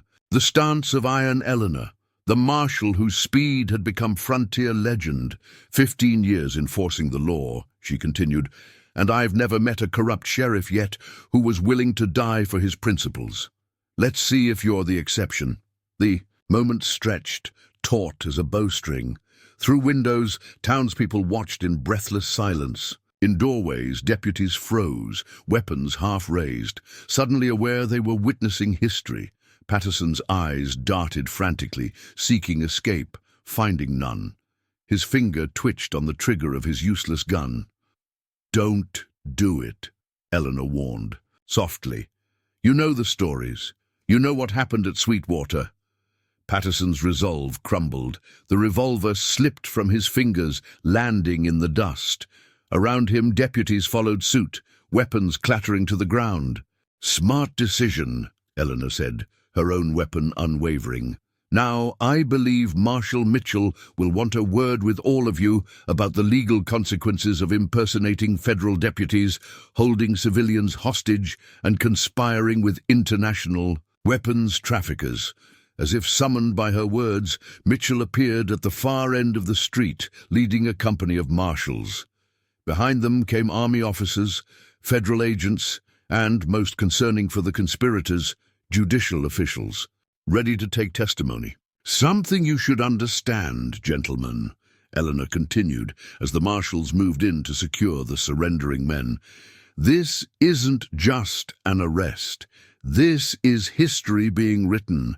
Everything that happens today will be documented, investigated, exposed. There will be no bribes to make this disappear, no political favors to call in, no witnesses to intimidate." Her voice carried down the street, reaching beyond the deputies to the townspeople emerging cautiously from buildings. "The corruption that's been strangling this territory ends today. The men who thought their money and connections put them above the law are discovering they were wrong." As Patterson was led away in chains, the town doctor approached Eleanor, cautiously. "Marshal Callahan, or Mrs. Callahan, I hardly know what to call you anymore," Wilson said, bewilderment evident in his voice. "All these years you were watching," Eleanor supplied, "gathering evidence, building a case that couldn't be buried or denied." She holstered her weapon with practiced ease, and waiting for the right moment to strike. "But why here?" "Martha," Grimshaw asked, joining them. "Why Liberty Crossing?" Eleanor gestured toward the hills, visible beyond the town limits. "The Northern Trail, the most direct route between Fort Laramie and the Missouri River crossing. Perfect for moving things that can't be seen, weapons, gold, contraband." She turned in a slow circle, taking in the town she'd called home for 6 years. Hargrove's operation needed control of this route, needed the water rights, the crossing points, needed compliant local officials and frightened citizens. William rode up, dismounting beside her. "And instead, they got Iron Eleanor," he said, a hint of pride in his voice, "living right in the heart of their operation for 6 years, watching everything." "The ranch was never just a ranch, was it?" Wilson asked. "No," Eleanor acknowledged. "It was a listening post, perfectly positioned to observe traffic along the Northern Trail, to document patterns, to identify connections." The impromptu gathering on the street grew as more townspeople emerged, drawn by curiosity and the palpable sense that something momentous had occurred. "There's something I don't understand," the blacksmith said, scratching his head. "Why wait? 6 years. If you knew what was happening, why not bring in the marshals sooner?" Eleanor's expression grew serious. "Because 6 years ago, I couldn't prove anything. I had suspicions, theories, fragments of evidence, but nothing that would stand up against the political connections protecting Hargrove's operation." She gestured toward the marshals, securing the last of Patterson's men. "We needed more than arrests. We needed to expose the entire system of corruption. The weapons trafficking, the bribed officials, the military commanders selling army equipment, the politicians providing cover." Mitchell joined them, his expression grim. "The corruption went deep, all the way to Washington, influenced military appointments, judicial nominations, territorial governance." "So you built a case over 6 years," Martha said slowly, understanding, dawning, documented everything, connected all the pieces, "and then used Blackwater's greed to draw them all out into the open," Eleanor confirmed. "Created a situation where all the conspirators would be forced to act simultaneously, exposing themselves and their connections." William placed a hand on her shoulder. "They thought they were setting a trap for a simple rancher and his wife. Instead," Mitchell added with grim satisfaction, "they walked into one of the most elaborate sting operations in federal history." A young boy pushed through the crowd, eyes wide with excitement. "Are you really Iron Eleanor, the one who shot 19 outlaws at Sweetwater?" Eleanor's expression softened. "That was a long time ago, son. These days, I prefer to let justice do the shooting." She ruffled his hair gently. "Sometimes the law works best with patience rather than bullets." As the crowd dispersed, Mitchell drew Eleanor and William aside, his expression turning serious. This isn't over, El. Hargrove's singing like a canary, but some of his associates in Washington are already mounting counterattacks. Political pressure, accusations of overreach, threats of investigations into the Marshal Service. Let them come, Eleanor replied calmly. Every move they make just exposes more connections, reveals more corruption. The evidence is too thorough, too well documented to be buried now. What about us? William asked. After this, we can hardly go back to ranching in Liberty Crossing. Eleanor gazed toward the horizon, where the endless Dakota prairie met the sky. No, we can't. But then, we were never just ranchers, were we? Marshal Mitchell. A rider approached at full gallop, pulling up sharply before them. Urgent telegram. And from Fort Pierre. Hargrove's second-in-command, Major Reynolds, has escaped federal custody, killed 2 guards, believed heading north with a dozen loyalists. Mitchell cursed under his breath. They'll be trying to reach the Canadian border. If they cross, we lose jurisdiction. Not if we catch them first, Eleanor said, the familiar steel returning to her voice. The northern route passes through Whispering Pines Canyon. One way in, one way out. Perfect place for an ambush. William nodded, already calculating. We could head them off if we leave now. Eleanor checked her weapon, the practiced motion automatic after decades of service. Some legends don't get to retire, it seems. You don't have to do this, Mitchell said quietly. You've done enough, Ella. Let the active service marshals handle Reynolds. Eleanor's smile held both weariness and determination. Reynolds was there, James. The night Nathaniel died, he held the knife. Understanding dawned on Mitchell's face. You've known all along, even in Texas. I've known, Eleanor confirmed softly. And I've waited, built the case piece by piece. This isn't about revenge, James. It's about justice, complete justice. William moved to his horse. I'll gather supplies. We'll need to travel light to reach the canyon before them. As he rode toward their ranch, Mitchell studied Eleanor carefully. 6 years playing the quiet rancher's wife, and still the fastest draw I've ever seen. Some skills don't fade, do they? Some skills can't be allowed to fade, Eleanor replied, checking the loading mechanism on her Colt. Not when there's still justice to be done. The sun climbed higher over Liberty Crossing, illuminating a town transformed, not just by the morning's events, but by the revelation that the quiet, unassuming woman who had lived among them for 6 years was one of the most legendary marshals the frontier had ever known. Eleanor mounted her horse, feeling the familiar weight of responsibility settle across her shoulders. The legend of Iron Eleanor was far from finished. There were still threads to follow, conspirators to capture, justice to deliver. Some hunts, after all, take more than a single day to complete. And Eleanor Callahan had proven she possessed something more valuable than a fast draw. She had patience. Whispering Pines Canyon lived up to its name, the wind creating an eerie, constant murmur as it wound through the towering lodgepole pines that flanked the steep rock walls. Eleanor Callahan knelt beside fresh tracks in the soft earth, her fingers tracing the outline of horseshoes. 12 riders, she said quietly, rising to face Mitchell and William. Military-issue horseshoes? The special aluminum alloy Fort Laramie's been testing. Reynolds has friends in the Quartermaster Corps. They passed through 3 hours ago, William added, studying broken twigs and disturbed vegetation. Pushing hard, but conserving their horses for the final run to the border. Mitchell scanned the canyon walls, his experienced eyes noting defensible positions, choke points, potential ambush sites. We've got 8 marshals, plus the 2 of you, against Reynolds and his 12.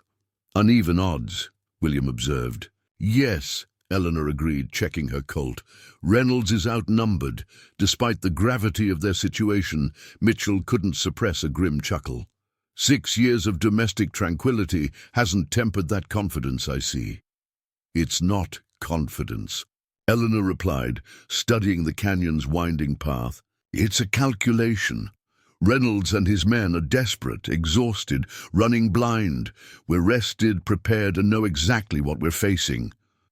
Her eyes narrowed. Besides, Reynolds still believes he has political protection. He doesn't realize how completely his network has collapsed. As they remounted, a Marshal scout returned from his forward position, his expression troubled. "Marshal Mitchell, we've got complications," he reported. "Two civilian wagons, about 4 miles ahead, coming south through the canyon. Family groups from the look of them, settlers most likely." Eleanor and Mitchell exchanged concerned glances. The tactical situation had just become exponentially more complex. If Reynolds encounters those settlers... William left the implication hanging in the chill mountain air. "He'll take hostages," Eleanor finished. "Use them as shields for the border crossing. Or worse," Mitchell added grimly. "Reynolds won't leave witnesses, not after what happened at the way station." Eleanor processed this new information, her mind calculating distances, timeframes, tactical options. "How far is the canyon's northern fork?" 8 miles, the scout replied. "Rough terrain, but passable. And to intercept the settlers before Reynolds reaches them." 4 miles, hard riding. Eleanor made her decision instantly. "William and I will take the North Fork, cut off Reynolds from behind. Mitchell, you and your men intercept those settlers, get them to safety, then set up a blocking position at, the canyon's southern exit." Mitchell frowned. "That leaves you and William facing 12 armed men alone." "Only until you secure the civilians," Eleanor replied. "Besides, we have the advantage of surprise." She checked her timepiece.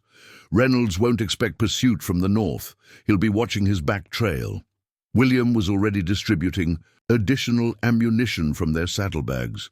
"We'll need to ride hard to make the northern fork before Reynolds passes it." "Like old times," Eleanor said with a grim smile.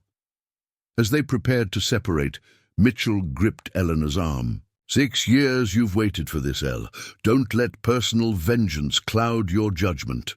"This isn't about vengeance, James," she replied, her voice steady. "It's about completing what we started in Texas, about bringing every last conspirator to justice." Her eyes held his. "Reynolds is just one piece of a larger puzzle." "What do you mean?" Mitchell's voice dropped, ensuring only Eleanor could hear. "Reynolds isn't running just because of Hargrove's arrest," she said quietly. "He's running because he knows what's in the mayor's private correspondence, information that could expose connections we haven't even touched yet." Mitchell's eyes widened slightly. "You knew this all along. There's more beyond Hargrove." "There's always more," Eleanor replied, mounting her horse. "The weapons trafficking operation was just the surface. The money behind it, the power protecting it, that's what Reynolds is desperate to conceal." Before Mitchell could press further, she and William spurred their horses northward, disappearing around a bend in the canyon. The northern approach to Whispering Pines Canyon required careful navigation, steep switchbacks, loose shale slopes, narrow passages where a single misstep could send horse and rider plummeting hundreds of feet. Eleanor and William pushed forward relentlessly, their horses' hooves finding purchase on treacherous terrain that would have given less experienced riders pause. "You never told Mitchell everything, did you?" William asked as they paused briefly. To water their horses at a small spring, Eleanor scanned the rugged landscape, her expression unreadable. "No? About Reynolds? About what Reynolds represents?" She tightened her saddle girth with practiced efficiency. "What he knows about the operation's real backers." William studied his wife, the woman he'd married knowing only half her story, the legend whose reputation still echoed across the frontier. "This goes beyond weapons smuggling, doesn't it?" It always did. Eleanor checked her weapons methodically. The guns were profitable, certainly, but they were also cover for something more valuable, something worth killing federal officers to protect. Gold, William guessed. Information. Eleanor mounted smoothly. Military deployments, tribal negotiations, territorial governance plans. For 6 years, someone has been selling America's strategic secrets, using the weapons shipments as both cover and leverage. William processed this revelation as they resumed their punishing pace, and Reynolds knows who. Reynolds is the connection, Eleanor confirmed, the middleman between Hargrove's operation and interests that reach far beyond American borders. The sun had begun its westward descent when they reached the northern fork, a Y-shaped split in the canyon where the main passage continued south while a narrower, steeper branch curved eastward. Eleanor dismounted, studying tracks in the gravelly soil. They haven't passed yet, she concluded, relief evident in her voice. We've beaten them here. William was already assessing the terrain with a tactician's eye. Perfect ambush position, high ground on both sides, clear lines of sight, limited cover for anyone coming up the main passage. We're not here to ambush them, Eleanor corrected, checking her Colt. We're here to capture Reynolds alive. He's worth more to justice talking than dead. They secured their horses in a sheltered hollow and took positions commanding both approaches. The waiting game began, the hardest part of any operation for most law enforcement officers, but a discipline Eleanor had mastered years ago. Tell me about Nathaniel, William said softly after long minutes of silence. You rarely speak of him. Eleanor's eyes remained fixed on the canyon below, but something in her expression softened. He was the better marshal, more patient, more diplomatic, could talk down situations I would have solved with a drawn weapon. Hard to imagine anyone more patient than you, William observed. 6 years building this case. A sad smile touched Eleanor's lips. Nathaniel would have done it differently, more elegantly probably. He always said my reputation with guns sometimes created more problems than it solved. Is that why you left the Marshals after Texas? Because of his approach? I left because I realized he was right, Eleanor replied. The legend of Iron Eleanor made me effective in certain ways, but it also made me a target, made it harder to see the bigger picture. Her gaze remained steady on the canyon approach. Going into hiding, becoming Eleanor Callahan, the rancher's wife, it allowed me to work from the shadows, to see connections I would have missed if I'd stayed behind a badge. The distant sound of hoofbeats interrupted their conversation. Eleanor tensed, her hand moving to her weapon. Reynolds, she whispered, right on schedule. William positioned himself behind an outcropping of rock. Mitchell and his men won't be in position yet. Then we improvise. Eleanor's voice took on the quiet authority that had once commanded respect in courtrooms across the frontier. Remember, Reynolds is alive. The others are secondary. The riders appeared around a bend in the canyon, moving at a steady trot rather than the desperate gallop Eleanor had expected. Reynolds led the column, his military bearing obvious even from a distance. Behind him rode 11 men, not the ragtag group of deserters they had anticipated, but disciplined soldiers maintaining formation despite their fugitive status. Something's wrong, William whispered. They're too organized, too calm. Eleanor's eyes narrowed as she studied the approaching column. They're not running from something. They're moving towards something. A cold certainty settled in her stomach. This isn't an escape. It's a rendezvous. As if confirming her assessment, Reynolds raised his hand, bringing the column to a practiced halt 100 yards from the fork. He consulted a timepiece, then scanned the surrounding cliffs with practiced precision. They're waiting for someone, William concluded. Before Eleanor could respond, the sound of approaching horses echoed from the eastern fork, the direction opposite from where Mitchell and his men would be coming. She shifted position carefully, getting a clear view of the new arrivals. 3 riders emerged from the eastern passage. Their appearance struck Eleanor immediately. These weren't American military, nor frontier outlaws. Their uniforms, while unmarked, carried the unmistakable cut and style of European military attire. The leader, a tall man with an aristocratic bearing and distinctive facial scar, surveyed the canyon with cold calculation. "Baron Klaus von Hermann," Eleanor breathed, recognition and shock mingling in her voice. "You know him?" William asked, keeping his voice low. "Prussian military intelligence," Eleanor replied, her mind racing to connect these new pieces to her existing understanding.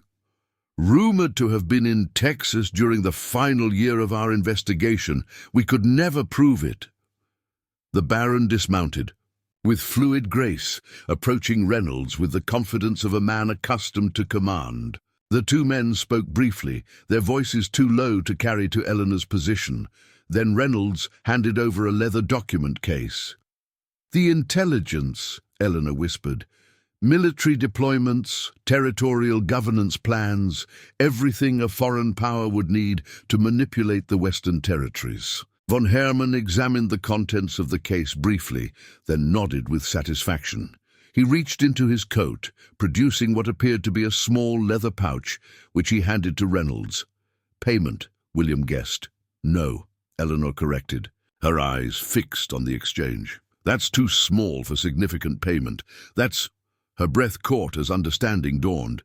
"Travel documents, new identities." Reynolds verified the contents of the pouch, then gave a sharp signal to his men. Immediately they dismounted, removing their uniform jackets to reveal civilian attire beneath. "They're not heading for Canada," Eleanor realized. "They're meeting a ship, foreign transport, diplomatic protection beyond U.S. jurisdiction." "We need to move now," William urged, "before they separate." Eleanor weighed their options rapidly. 2 against 15, including trained foreign operatives. No backup for at least an hour. The tactical disadvantage was severe, but the strategic importance of capturing both Reynolds and von Hermann was incalculable. "Change of plans," she decided. "We can't take them head-on. We need to follow, document the connection, then alert the territorial authorities and naval patrols." William frowned. "If they reach international waters?" "They won't," Eleanor's voice hardened. "But we need more than just arrests, William. We need proof of the foreign connection, documented evidence that will stand up to international scrutiny and political pressure." As they watched, von Hermann and Reynolds concluded their business. The Baron mounted his horse, gesturing eastward. "Remember," his accented voice carried clearly in the canyon's natural acoustics, "the merchant vessel Kaiser Wilhelm awaits at Thunder Bay. Once aboard, you will be transported to Hamburg under diplomatic protection. New identities, new lives await you in Prussia. And will our service be remembered?" Reynolds asked. The Baron's smile didn't reach his eyes. 6 years of intelligence, Major Reynolds. The fatherland does not forget its friends." As the combined party prepared to depart eastward, Eleanor and William retreated silently to their horses. "Thunder Bay is 40 miles northeast," William calculated. "If they're pushing through the night, they'll reach it by dawn," Eleanor finished. "We need to get word to Mitchell, redirect our forces." Her mind worked rapidly, formulating and discarding tactical approaches. "If we can intercept them before they reach the bay, and if we can't." Eleanor's expression turned grim. "Then we need naval intervention. The USS Vigilant patrols these waters. If we can get a message to Captain Hollister." They mounted swiftly, taking a parallel ridgeline that would allow them to track Reynolds' party while remaining undetected. As they rode, Eleanor's mind catalogued the implications of what they'd witnessed. The weapons smuggling operation had been extensive, dangerous, but ultimately just a cover for something far more insidious: systematic foreign intelligence gathering using corrupted American officials. 6 years, she murmured, pieces falling into place with terrible clarity. The information they've gathered, the secrets they've sold. This isn't just criminal conspiracy anymore, William. This is treason. 40 miles away, in the federal holding facility at Fort Pierre, Colonel Hargrove sat across from Marshal Mitchell, his aristocratic features arranged in an expression of smug confidence despite his shackled wrists. "You're still missing the larger picture, Marshal," he said, leaning back in his chair. "Ms. Callahan may think she's exposed our entire operation, but she's only scratched the surface." Mitchell's weathered face revealed nothing. "Is that so? Reynolds isn't running because he fears American justice," Hargrove continued.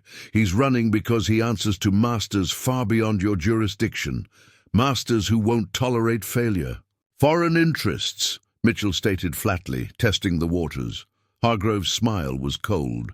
"For 6 years, we've been feeding selected information eastward.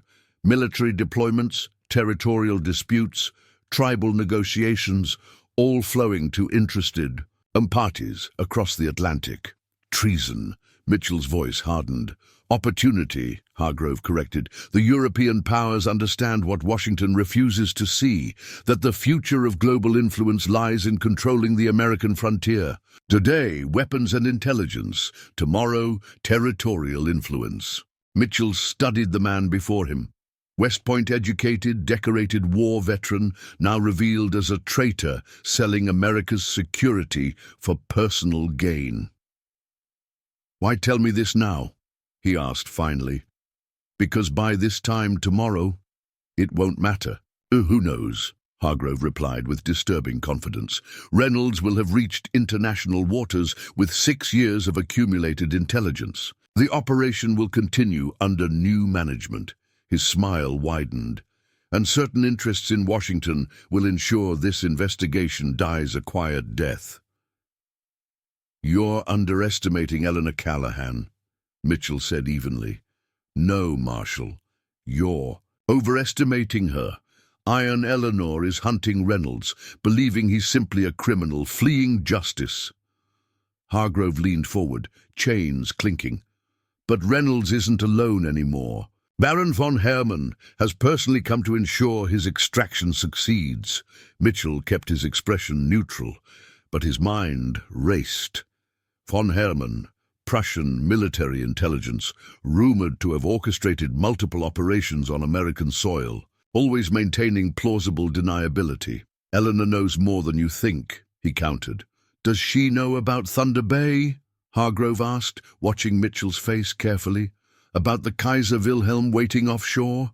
About the diplomatic poaches that will carry 6 years of American military secrets to Berlin?" Mitchell's lack of reaction told Hargrove everything he needed to know. "I thought not," the colonel continued. "By the time you redirect your forces, Reynolds and the Baron will be beyond your reach, and the next phase will begin." "Next phase?" Mitchell pressed. Hargrove sat back, satisfaction evident in his bearing. "Why do you think we've been so interested in water rights along the Northern Trail, in controlling key transportation routes? The weapons were profitable, certainly, but they were just the beginning." Understanding dawned in Mitchell's eyes. European colonial ambitions here in the territories. "The European powers carved up Africa while barely raising a sweat," Hargrove said dismissively. "The American frontier, divided by tribal conflicts, territorial disputes and corrupt governance, presents an even riper opportunity. Prussia has simply been more forward-thinking in recognizing this." Mitchell stood abruptly. "Guard!" he called. As a federal officer entered, Mitchell issued rapid instructions. "Prepare dispatch riders. All available units to redirect toward Thunder Bay.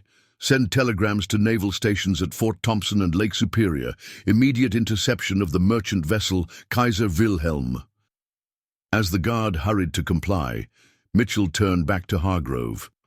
"You've miscalculated twice, Colonel. First in underestimating Eleanor Callahan's patience in building her case against you. Now in revealing your operation's next phase." "It makes no difference," Hargrove replied with maddening calm.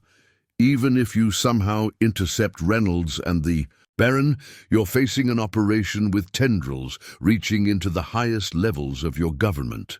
How many senators, judges, and cabinet members do you think have been compromised over 6 years? How many officials have been bought or blackmailed? Mitchell gathered his papers, preparing to leave. "That's where you've made your final mistake. Colonel, Eleanor never just built a case against you and your weapons operation. For 6 years, she's been documenting every connection, every compromised official, every foreign contact." For the first time, uncertainty flickered across Hargrove's aristocratic features. "Why do you think she chose to live as a simple rancher's wife for 6 years?" Mitchell continued, pressing his advantage. "It wasn't just to track your weapons shipments. It was to create a situation where she could operate completely off the books, building a case so comprehensive that not even the highest levels of corruption could bury it." He stepped toward the door, then paused. "And one more thing you should know about Iron Eleanor, Colonel. She never fires without having a clear shot. If she's moving against Reynolds and the Baron now, it's because she's already accounted for whatever political protection you think you have."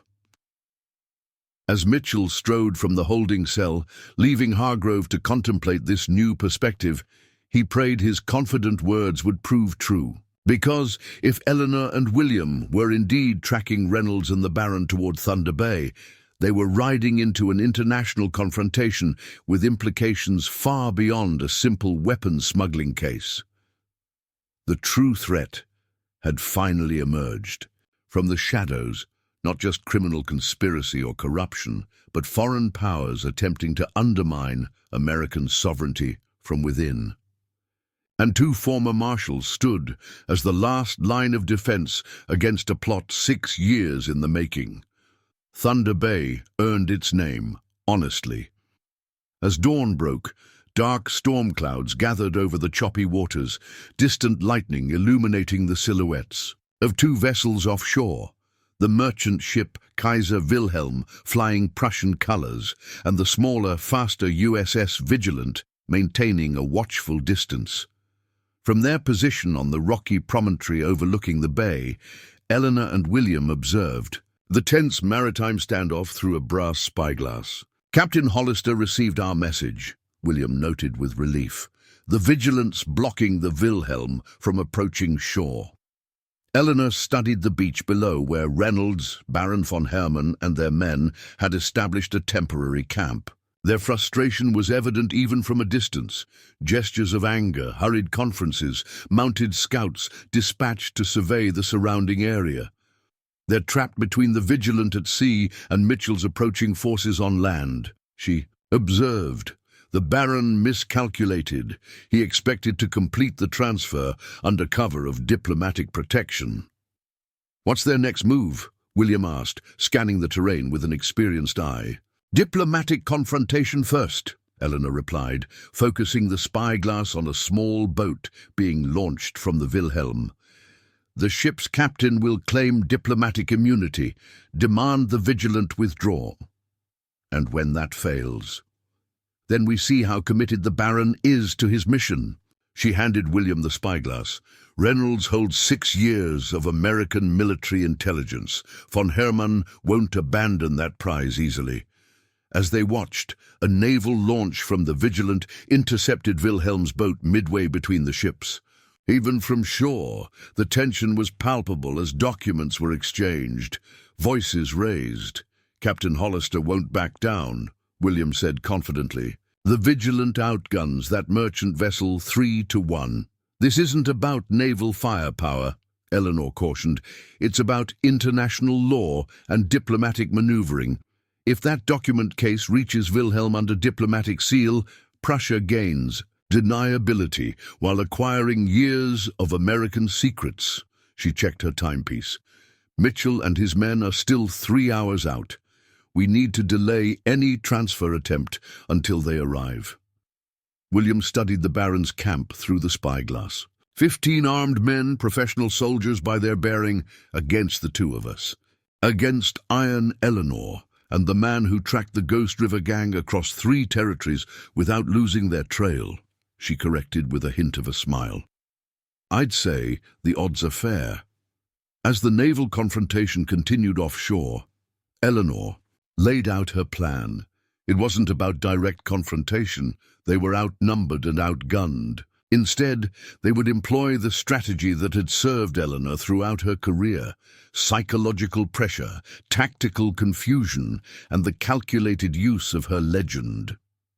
"Reynolds knows who I am," she explained. "He knows what happened in Texas. And at Sweetwater, that knowledge is a weapon more powerful than any firearm."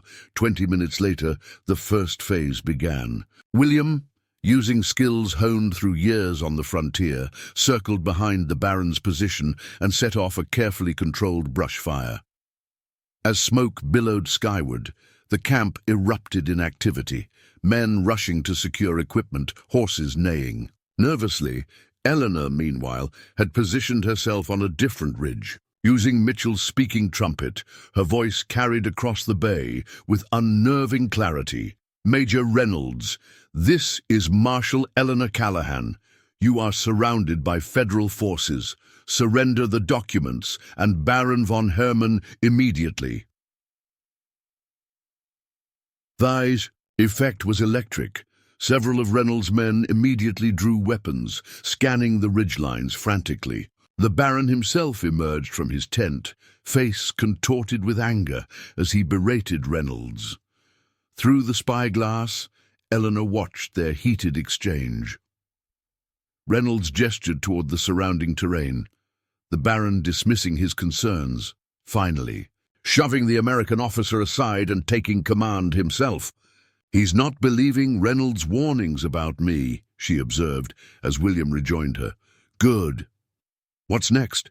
William asked, reloading his rifle. "Confusion," Eleanor replied. "Divide their focus, separate Reynolds from the Baron." She handed William several prepared messages. "Plant these where their scouts will find them. Different positions, different times." The messages, written in Marshal Service code, detailed fictional troop movements, suggested imminent attack from multiple directions, and, most importantly, offered Major Reynolds clemency in exchange for surrender and testimony. "You're giving him a way out," William realized. "I'm giving him a choice," Eleanor corrected, "between Prussian promises and American justice." As the day progressed, the pressure mounted on the beach camp. Naval launches continued to exchange messages between the ships, neither side willing to withdraw. Reynolds' scouts returned with Eleanor's planted messages, creating visible discord among the leadership. The Baron's frustration manifested in increasingly aggressive gestures, his face flushed with anger, visible even from a distance. By mid-afternoon, the first crack appeared. Two of Reynolds' men, former cavalry officers who had followed him out of loyalty rather than ideology, separated from the main group. Through the spyglass, Eleanor watched them bury something in the sand beyond the camp perimeter, insurance perhaps, or evidence they didn't want discovered. "They're fracturing," she noted with satisfaction. "The Baron's foreign allegiance is creating division." "Mitchell's scouts should be arriving any moment," William said, scanning the inland approach. "Once Reynolds realizes federal forces are actually coming, he'll have to choose sides," Eleanor finished. "His loyalty to the Baron against his chances of survival." The pivotal moment came as sunset approached. A lone rider appeared on the inland road, not Mitchell's main force, but a Marshal advance scout. The Baron immediately ordered defensive positions, his men forming a perimeter around the beach camp. Eleanor saw her opportunity. "Time for Iron Eleanor to make an appearance," she said, checking her Colt one final time. "Directly?" William asked, concerned. "That's 15 armed men, Ella. Sometimes the legend is more powerful than the person," she replied. "Reynolds knows what I'm capable of. He's seen it firsthand." Before William could protest further, Eleanor had begun her descent toward the beach, taking a path that would bring her out of the gathering darkness directly into the camp's view. She moved with deliberate confidence, making no attempt to conceal her approach. A sentry spotted her immediately. "Rider approaching!" Guns swiveled in her direction as Eleanor continued forward, her posture relaxed, her pace unhurried.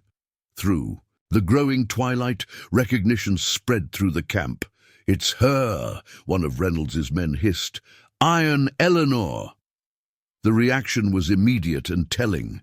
Several men took involuntary steps backward. Others tightened grips on weapons, eyes darting nervously. The legend still held power. Eleanor reined her horse to a stop 30 yards from the perimeter, close enough to be clearly visible, far enough to give her reaction time if needed. "Major." "Reynolds," she called, her voice carrying across the beach. 6 years is a long chase. Time to end it."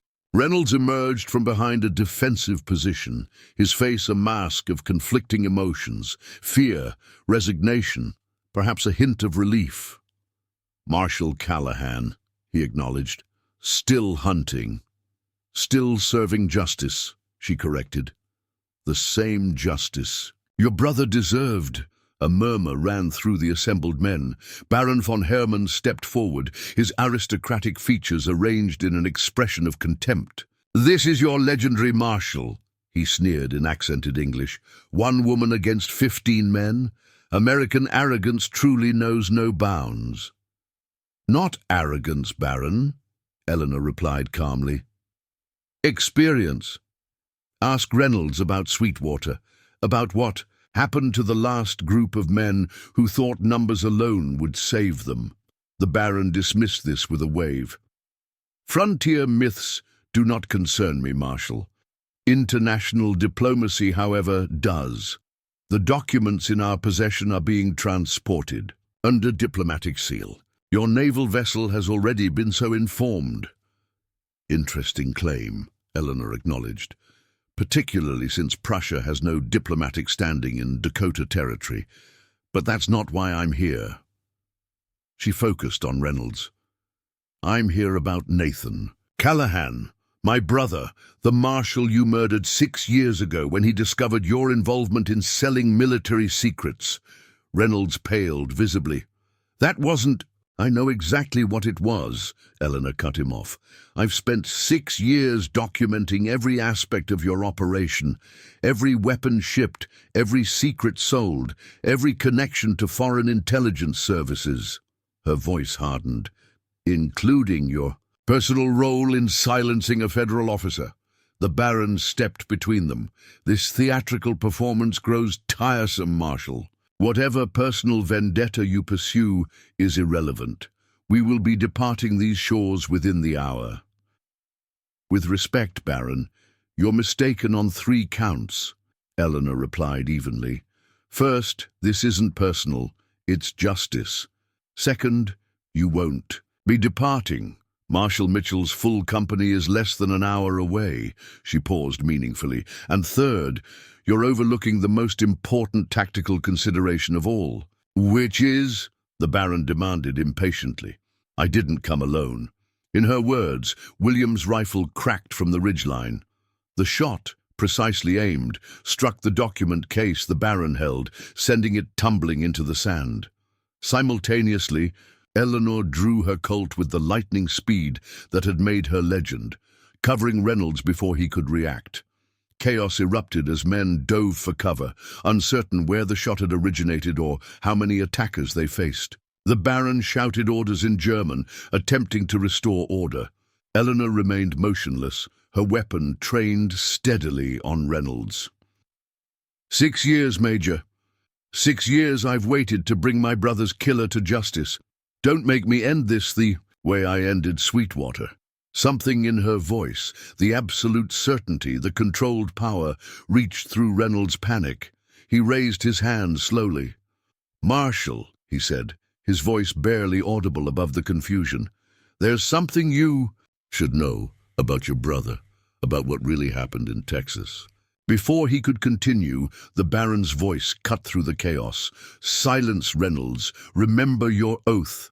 "My oath was to the United States," Reynolds replied, his resolve visibly strengthening. "Not to Prussia, not to treason." He turned back to Eleanor. "Your brother wasn't just investigating weapons smuggling. He'd uncovered the foreign intelligence operation, traced it all the way to Washington, to the War Department itself." The Baron drew his pistol. I said silence. William's second shot kicked up sand at the Baron's feet, a warning that froze him mid-motion. The highest levels of government were compromised, Reynolds continued urgently. That's why your investigation was shut down. Why Nathaniel had to be silenced. He'd discovered that Secretary Warren himself was passing information to Prussian agents. Eleanor's expression remained impassive, but her mind processed this confirmation of suspicions she'd harbored for years. The corruption reached higher than even she had imagined, to the very cabinet of the United States government. "Where's the proof?" she demanded. Reynolds glanced toward the Baron, then back to Eleanor. "In my personal journal. Names, dates, coded messages, everything. I buried it this afternoon there." He nodded toward the dunes where Eleanor had earlier observed his men digging.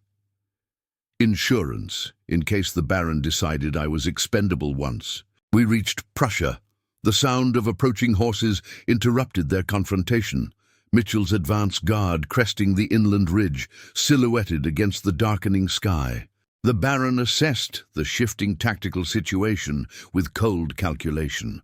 Federal forces approaching by land, the vigilant blocking escape by sea, his own men demoralized by Eleanor's presence and Reynolds' apparent deflection.